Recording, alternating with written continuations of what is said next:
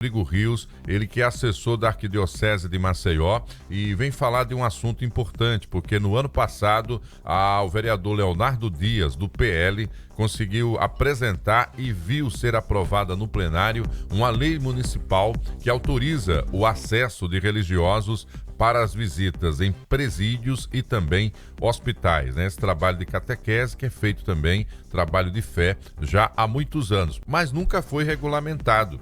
E aí, resultado, em alguma situação, havia também os padres sendo barrados para fazer esse trabalho espiritual. Padre Rodrigo, seja bem-vindo aqui ao Jornal da Mix. Quer dizer que a lei, de alguma forma, a Lei 7.613, consolida agora esse acesso? Muito bom dia. Bom dia, padre. Bom dia, Marcos Rodrigues, bom dia, Thaís e todos aqueles que nos acompanham, né? Então, essa lei, de fato, ela garante este acesso, né? Então, de início, as pessoas se perguntavam, mas então, mudou alguma coisa? Esse trabalho já não era realizado? De fato, a gente sempre realizou trabalhos, né? Tanto em hospitais quanto nos sistemas prisionais. Mas cada instituição tem as suas normas. E nós tivemos diversos casos, né, de padres, e não somente pessoas, né, que são da religião católica, né, mas até mesmo de pastores que tiveram essa entrada bloqueada, né? Eu me recordo bastante, né, na época da Covid, o quanto foi difícil acessar determinados hospitais. Então era interessante, porque teve um que houve bastante dificuldade, e a pessoa já estava muito perto, né, do falecimento. E aí, quando eu consegui finalmente entrar, então eu pude observar que todo o corpo de profissionais de saúde estava lá presente, né? Então tinha médico, tinha enfermeiros, sabe? Tantos outros profissionais e até o técnico, né, digamos assim, que consertava, né, fazia manutenção dos equipamentos dentro daquela enfermaria, ele tinha acesso. Mas eu, que era religioso, não estavam querendo me dar acesso, né, por diversas razões. Então, esta lei, ela de fato, né, é bastante importante, porque primeiro garante esse tipo de acesso, é um direito do paciente. Então, se o paciente quer, se a família deseja, né, isso não pode negar, isso não pode ser negado. E aí, em primeiro momento, há esse acesso, que é o acesso garantido, né? E segundo, né, que a lei também toca neste ponto, é referente à questão do horário. Porque quando nós vamos, né, para determinadas entidades, né, quando nós vamos especialmente para hospitais, então há um horário de visita. E a pessoa, ela, vamos dizer, né, que está na recepção, que é funcionário, então muitas vezes quer que a gente dê a assistência religiosa somente naquele horário de visita, né? E aí é muito complicado, né, para uma vida de um padre, né? Tempo e ainda tem que dividir espaço com os familiares. Nem sempre seria. Que cada um quer mais a presença do padre, aí não consegue ir no outro leito. Justo. E aí a gente explica que, na verdade, não é uma visita que eu estou fazendo, né? Eu sempre digo assim, né, eu não vim visitar, eu vim dar a unção dos enfermos. Aí a pessoa muitas vezes pergunta, padre, o que é a unção dos enfermos? O que é a unção dos enfermos, Porque a pessoa que está ali, né, na recepção, funcionário, muitas vezes não tem um conhecimento. Mas para poder fazer uma diferença, né? Muitas vezes eu não conheço a pessoa, não conheço a família, né? Mas a família fez aquele tipo de pedido. Uhum. Então, eu não sou um familiar que está visitando por causa de um afeto, né? Eu estou, de fato, né, levando a unção dos enfermos, que é um sacramento da igreja, rezando, pedindo a cura, né? Ou então preparando aquela pessoa para o momento da morte. E o efeito positivo que isso tem na família é grandioso, né? Eu vi pessoas que estavam em situações assim de grande risco e que depois, né, nesse momento de oração, conseguiram um pronto restabelecimento, assim, de forma que nem a medicina consegue explicar, né? Então, há um efeito que é um efeito muito claro, né? Além do efeito, né, que nós sabemos emocional, né, que isso gera, isso é tão importante, né, para as pessoas que estão doentes, né, para as pessoas que estão passando por algum problema de enfermidade, mas a gente vai além, né, como pessoa de fé, ao efeito espiritual, né? Então nós acreditamos nessa intervenção de Deus. Padre, quando se tem essas visitas programadas, já foi feito algum contato prévio com os familiares? Já há um agendamento para atender um grupo específico dentro do sistema prisional? Como é que é essa organização e como funciona essa visita lá dentro? Pronto. Em relação aos hospitais, né, o paciente ou a família, eles vão entrar em contato, né, com alguma instituição religiosa, né? Então eu falo aqui como padre, mas nós também entendemos que existem pessoas que são de outras confissões, né? Então pastores, né, líderes religiosos, eles também, a lei ela engloba, né, todo esse conjunto de pessoas. Então à medida que a família faz esse pedido, então geralmente o que é que eu faço, né?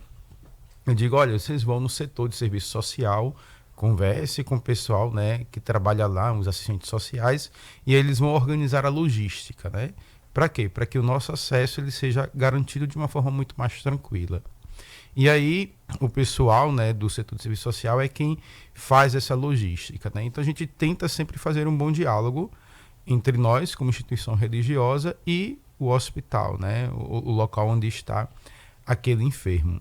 Então a ideia nunca vai ser afrontar, vai ser sempre chegar e de forma negociada garantir o acesso, o tempo que for necessário, porque você não sabe quantas pessoas estão em estado grave naquele dia, e de repente você faz ali 3, 4 visitas, tem aquele tempo, acompanhado ou não de alguém do hospital, a lei define isso? Como é que é essa questão do trânsito dentro do ambiente? A lei não define, mas assim, geralmente os hospitais eles fazem isso, né? Eles nos mandam ou o assistente social ou o psicólogo para nos acompanhar nesse momento da visita. Mas a lei diz o seguinte, são serviços, né, visitas individualizadas. Né? Então, por exemplo, se a família pede, eu vou ir atendo aquele enfermo. Eu não vou atender todos os outros enfermos, né? Para que houvesse um atendimento maior, então teria que ter, né, uma liberação da própria instituição, do próprio hospital, e deveria ter um compromisso, né, sério, para que a nossa instituição religiosa toda semana pudesse atender aquela localidade. É feito através de termos, né? Os termos de liberação, de autorização, que são gerenciados pelo próprio serviço social. Mas dentro... Pode falar, padre. E você, Thaís, perguntava também, né, sobre essa questão da unidade sistema, prisional. Né? Então eu falei sobre a questão do hospital, né, mas estava me preparando também para... Eu já ia abordar essa questão de novo. Pronto, porque assim, são situações que são situações diferentes, né? Então eu trabalho com a pastoral carcerária, que é uma das mais antigas, né, de todo o país. Então nós temos, por exemplo, uma freira, que ela é a pessoa mais antiga em exercício desse trabalho prisional, né, no Brasil. São entre 30 a 40 anos de trabalho, sabe? É um negócio assim que é incrível. É aqui de Alagoas. É daqui de Alagoas. É daqui de Alagoas. Né? Irmã Alice. Então a irmã Alice, né, é a pessoa mais antiga dentro da pastoral carcerária no Brasil, que continua desenvolvendo esse tipo de trabalho. Então nós vamos para lá, mas qual é a nossa orientação, né? A orientação que nos é repassada. Eu não posso fazer isso de forma individualizada, né? Então quando eu vou, eu celebro para todos os presos. Então eu vou para o Baldomero, o Presídio de Segurança Máxima 1, o Presídio de Segurança Máxima 2, né? O Santa Luzia, que é o das mulheres. Realização de missa mesmo. Realização de missa e também outros trabalhos que nós realizamos, como oração do terço, catequese, né, para os sacramentos, né, leitura da palavra de Deus. Então o grupo ele faz diversas atividades, né? Eu como padre, de forma específica, celebro as missas, né? Mas o grupo é maior, porque é constituído por leigos e fazem essas outras atividades também. Então nós não fazemos de forma individualizada. Por quê? Para não gerar problemas, não gerar situações, né? E para não ter como se fosse privilégios em relação a isso. Então a gente vai e atende a todo mundo, né? A gente atende a todos aqueles que se fazem ali presentes, né? A lei já representa uma novidade, né? Então a lei ela garante que se a família pede que haja, né, esse tipo de assistência religiosa, de acompanhamento, especificamente de um detento, de um reeducando, então isso agora está assegurado pela lei municipal também. E assim, acontecem muitos pedidos, né, Marcos Rodrigues e Thaís, né, é impressionante, porque como eu trabalho, né, dentro da pastoral carcerária, então eu sempre posto nas minhas redes sociais, né, quando eu estou lá, quando eu faço alguma visita. E aí depois vem várias pessoas entrando em contato comigo dizendo, olha, meu irmão está lá, meu sobrinho está lá, né? Várias mães da igreja que têm os seus filhos que estão presos, né? Pessoas que têm muita vergonha.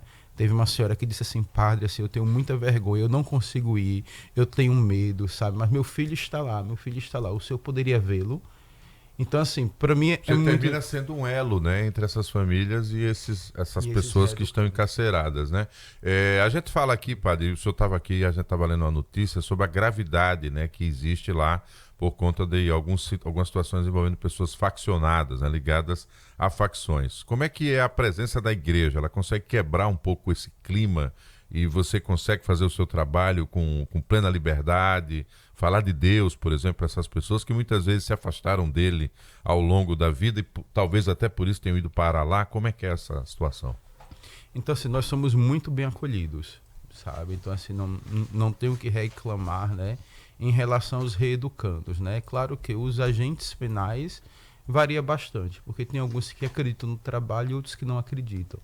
E é perfeitamente compreensível, né? Porque quem está no dia a dia, lidando com a situação, muitas vezes fica com o coração endurecido, né? Então, assim, há agentes prisionais que realmente não, vamos dizer, desacreditam no tipo de trabalho, né? Mas com os reeducandos, né, com aqueles que são presos, assim, a acolhida, ela é incrível, incrível. Eles se sentem muito necessitados, né? Até porque é um ambiente que é um ambiente muito difícil. Então, de fato, aquilo que as pessoas que acompanham, né, por exemplo, que vem, né, pela TV, um filme, né, de um sistema prisional, né? Então, a realidade é aquela, sabe? Não tem nem ter o que nem colocar, muita nem tirar. Muita dureza, muita né? dureza, né? Então, por exemplo, quando eu vou ao presídio de segurança máxima, né? Uma vez eu estava com um rapaz, né, que ele foi tocar violão, né? Então, foram dois comigo.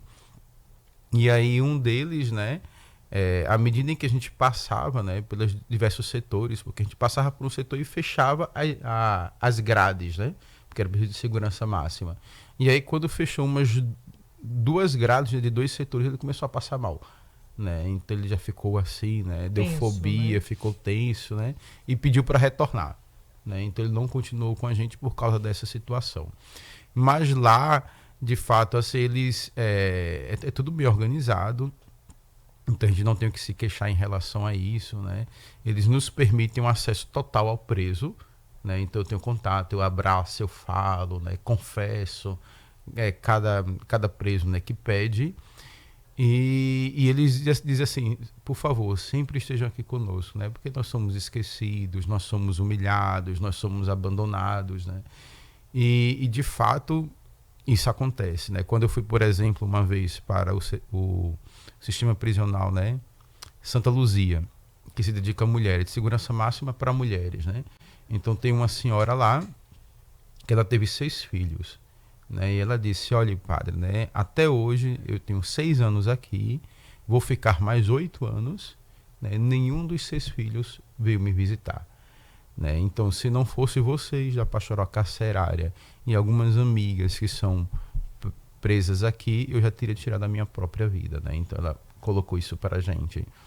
Então, de fato, assim, há um abandono, né? As mulheres, elas são muito mais abandonadas do que os homens, né? Porque os homens não vão visitar as mulheres. Os homens conseguem ter até amante. É impressionante. Isso, tem um tem dia a que vai a visita esposa íntima. na visita e tem um dia que vai a amante. Agora, chato gente. é quando o pessoal erra a data e bota as duas no mesmo. Aí é Agora, o bom é pau que- lá o bom é que fora. esses- Não tem padre que a pá. Esses líderes que foram transferidos para o sistema RDD, agora acabou a visita íntima. Nem não mulher, tem. nem amante. Nem né? nada, nem não nada. tem nada. Mas, padre, é importantíssimo o trabalho e bem interessante para quem não tem conhecimento dessa realidade do sistema prisional, que é uma realidade distante da sociedade, que parece distante da sociedade, mas está ali, aos nossos olhos, e é preciso dar uma atenção realmente para o que existe, o que se vive lá dentro. É importante as suas palavras, porque você traz essa realidade aqui de maneira muito clara para quem nunca ouviu falar, ou não entende como é que é o sistema prisional, ou não sabe como é que é entrar no módulo 5 do Baldomero Cavalcante, por exemplo, que é onde está a maior parte dos presos ali mais perigosos. Mas, assim, parabéns pelo trabalho, acima de tudo, e ainda bem que essa lei veio para reduzir a burocracia de acesso tanto a hospitais quanto ao próprio sistema prisional. Obrigada pela presença mais uma vez aqui. É bom lembrar para o padre que quando publica a lei, que sai no diário, que vem da Mix, ainda tem gente que não conhece. Então o senhor vai ter que levar a lei impressa. Ele só olha, meu amor, tem essa lei. Com essa sua educação aí, para obviamente desarmar os espíritos, né? Logo na entrada. Então acesse o Google aqui e diz, e sobre o carcereiro lá, os carcereiros que não, né? O pessoal, os agentes que não acreditam no trabalho, lembre-se que quando Cristo foi crucificado, teve um soldado lá que se converteu na hora. Então, tenha fé, toque no ombro dele, de repente o cara na próxima, né, já se transforma. Aproveitando a sua presença e para muita gente que muitas vezes não tem a oportunidade de ter sua palavra, por favor, a sua bênção aí para quem está nos ouvindo. Tem aqui um professor, André Cabral, está começando mais uma jornada do vestibular esse ano, está precisando da bênção, assim como outros ouvintes que estão no trânsito, em casa. Por favor, padre, palavra sua. Então, você que nos acompanha agora, que Deus ele possa de fato abençoar a tua vida. É início do dia e sempre início do dia nós temos expectativas novas, né? Para que aquele dia realmente seja muito bom. Então, que essa presença de Deus através da bênção possa ser sentida na sua vida. Que Deus te abençoe e te guarde em nome do Pai, do Filho e do Espírito Santo. Amém. Um abraço a todos e um bom dia. Olha, nossa produtora estava, né, com um probleminha de saúde, já entrou disposta, já foi a palavra encarnada. Prazer vê-lo. Um bom dia de trabalho, meu amigo. Padre Rodrigo Rios, sempre bom tê-lo aqui também no Jornal da Mix, tá? Gente, vamos para um rápido intervalo, viu, Thaís? Um recado agora legal para os homens que estão nos ouvindo. Agora em Maceió você tem